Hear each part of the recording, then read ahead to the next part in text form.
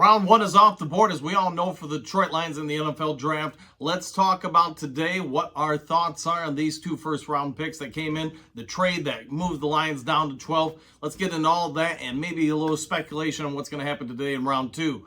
Dive into all these things and maybe just a little bit more in today's Lions Talk Live.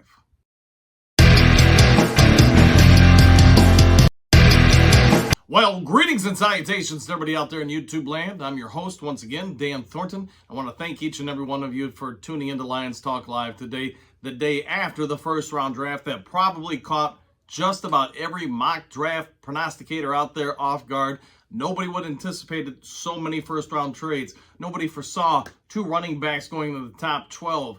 You know, the fact that a linebacker went off the board before a tight end or a wide receiver, if I'm not 100% mistaken, whatever it may be, the draft is what it normally is, and it's incredibly unpredictable. You know, how teams rate things, players, personalities, all these metrics are vastly different than what you and I and anybody doing mock drafts or the experts out there really probably have clues to.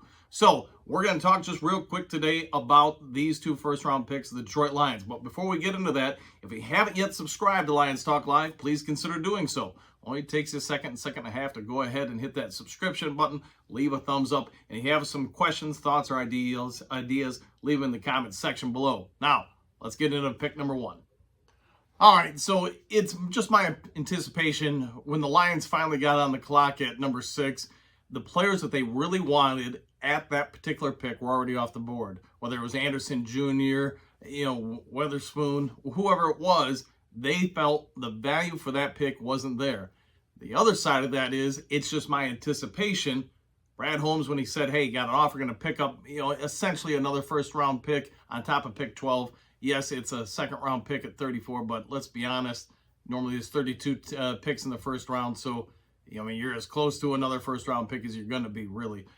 I think he looked at it and said, hey, what can we do to really help our team? Yes, the extra picks are nice, but it's my opinion, he was willing to gamble and say, hey, we're either going to get Robinson or Gibbs here at 12, and you know what? They did. Everybody probably was caught off guard and stunned, but I'm going to give you my thoughts on why the Gibbs pick might actually be a home run for Detroit. Let's talk about it. I was talking to Dr. Detroit in the comments section earlier today, and when the pick happened last night, I don't think there was a Lions fan out there that saw that happening anywhere around here. So let's look at this. I think Gibbs is going to offer a lot of flexibility for an offense. And just like last year, we moved Penei Sewell, and I get it was just for a couple plays to tight end. We kept trying to catch defenses off guard, and that's what I think Gibbs is going to be able to give Ben Johnson and the company of offensive players for Detroit. I think you can move this guy to the slot. You can move him out to the flanker out wide. You can put him an outside wide receiver and bring him in. Yes, he can come out of the backfield. The point is, with him, unlike, you could argue Robinson's similar in this way, but I think Gibbs has got a slight edge over him in this regard. You're going to be able to create matchup problems that are just huge issues for defensive coordinators. Are you going to put a linebacker on him? Are you going to put a safety on him? Are you going to commit another DB on him? Which means, how many DBs are you going to have on the field? The point of this is that I think they're looking to put teams in more and more difficult situations. There'll probably be a lot of times we see two-back offenses in Detroit during the 2023 season. Swift, Montgomery, everybody out there is going to be able to play different roles, and that's going to put pressure on opposing Ds. I think if you're a Lions fan, everybody wanted us to take, perhaps Carter, or at least, let me rephrase that. Not everybody, but there's a good number of Lions fans that would have loved to have seen Jalen Carter come to Detroit at pick 6. It is my anticipation for all the red flags and such that was out there, plus how he interviewed when in Detroit, that just wasn't a possibility for the Detroit Lions. So with that being said, the Lions said, what can we do next and improve our positions? So they went with Gibbs, and Gibbs is going to provide, I think, a lot of matchup problems like we've already chatted about. Now, the question is going to be around what do they get with that second-round pick. It's my anticipation going into today, the Lions are going to target 3 areas right off the bat. Offensive line, defensive interior, so defensive tackle, and then cornerback. That's where I'm thinking that today's 3 picks will go. We'll see what shakes out later today. Now, let's talk a little bit about Jack Campbell.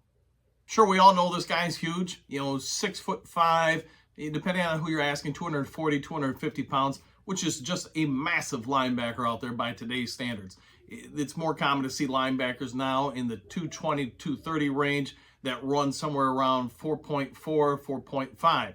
Yes, Campbell, if you look at all the different metrics, he's one of the 6 highest graded athletic linebackers in the history of the NFL who have gone through those tests.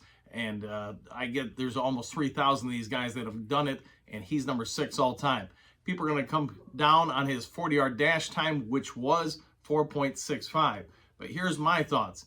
I wouldn't be surprised if by the time the NFL kicks off its season, he's closer to 240, 235, which means he's probably more in the 4.55 range for speed. You look at his size, you look at his ability to drop in zones, his ability to coverage, his instincts, all of the other factors. If the only knock we've got on this guy is that he might be a tenth of a second slower than what we would ideally like when he went through the combine, that's something I think Lions staff went into picking him knowing that they would address that. So, if that's being said, what do we have with this guy? Can we all agree Campbell is huge? Can we all agree he's very athletic other than the 40-yard dash time, which, again, I believe is going to get a little bit faster by NFL kickoff. You look at his arm span. You look at his ability to read quarterbacks and drop into zone coverage. And that's, to me, the key thing. We all know the Lions like to play a lot of man-to-man principles. And if Campbell really is somebody who's going to be on the field in third down, he's going to be responsible for coverage. So does that mean the Lions are showing us a little bit that they're going to be mixing up their defensive coverages next year, going from predominantly all man-to-man principles to a mixture of zone drop, zone reads? If that's the case, I think Campbell fills 2 folds. One, he can drop to the middle of the field, and he's incredibly good if you watch him in college at reading, anticipating, and picking off passes. The other part is his ability to shoot gaps. Look at his size, look at his length, and look at his, just metrics. It wouldn't be a surprise to me if he gets set out wide and becomes a blitzer on certain downs. We all wanted Anderson Jr. because obviously he is a quarterback takedown monster.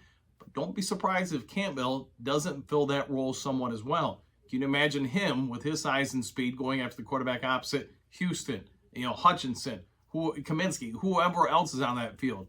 I think there's more to this than we're probably all seeing just as of yet. All right, just like last night, I'm sure everybody was caught off guard, but having slept on it, watched some film, really broke down both these guys a little bit more in-depthly now that we know that they're coming to Detroit. I think there's more to this than initially any of us anticipated.